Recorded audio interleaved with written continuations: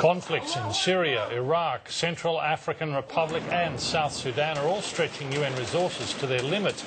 A significant portion of the money would go towards helping around 6 million Syrians forced to flee the country's long and bloody civil war. Well, Naomi Steer is the founding National Director of Australia for UNHCR, the United Nations High Commissioner for Refugees, and she joins me in the studio. Naomi Steer, do you have a quota, for instance, that Australia will have to raise? We're talking about $20 billion worldwide. It's an enormous amount of money. It is an enormous amount, and what is the real concern, as the High Commissioner has said, UNHCR probably in its history has never faced such a time in terms of world crises that it's dealing with. That's been compounded now by the World Food Programme declaring that it simply doesn't have funds to feed many of the people, and many of those being refugees that UNHCR cares for. So we've got two problems here. UNHCR lack of cash, is it? And then you've got the World Food Programme doesn't have enough food or cash to buy the food. It's a double whammy. Yeah, there are just millions and millions of displaced people at the moment.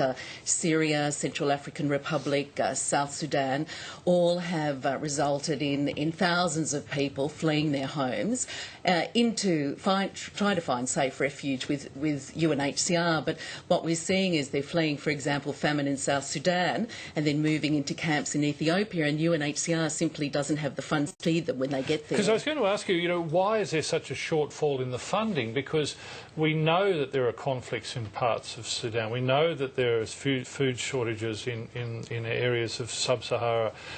Why isn't the money sort of made available? Has the UNHCR or other organisations been caught short with their analysis of this? I think that the scale no one predicted. It is unprecedented in the history of UNHCR and other humanitarian organisations.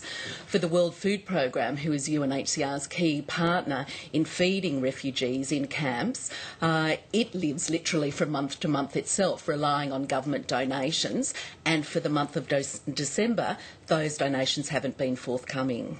Why is that?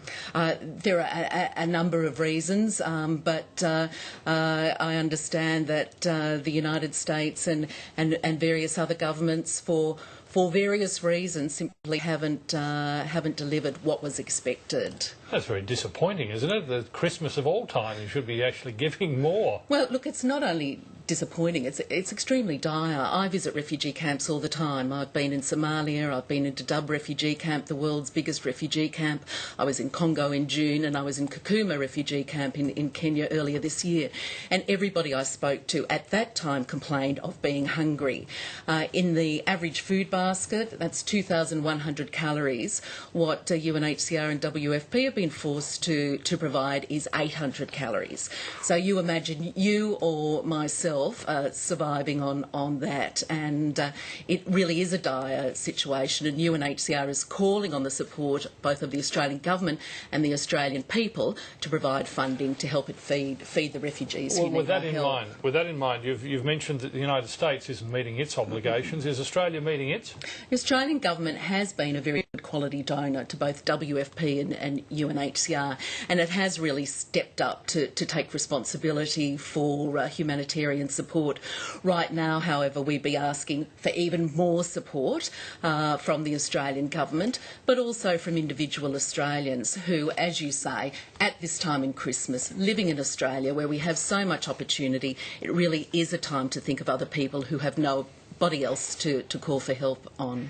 But given the tight fiscal restraints that the Australian government says we've got to work within, are you confident that you're going to get more commitment and for Australia to meet its obligations? I think Australians overall have always responded well to humanitarian crises. But will the government do it? And I think the government has too. Okay. So we'd certainly be calling on them and expecting them to support that. Given the huge amount of problems that you've been called in to alleviate, to allay Is there a compassion fatigue amongst countries and within individuals, I suppose?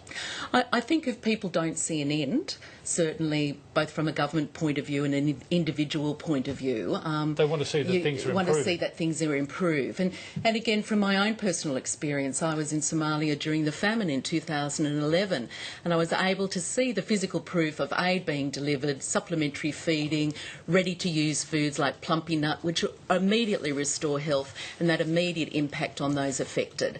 And I guess it's my job to communicate that to Australians, to say, yes, if you support us and you give help now, then that will be used well and literally save lives. All right, Naomi Steer from the UNHCR, we wish you well. Thanks very much for joining us. Thanks very much, Tony.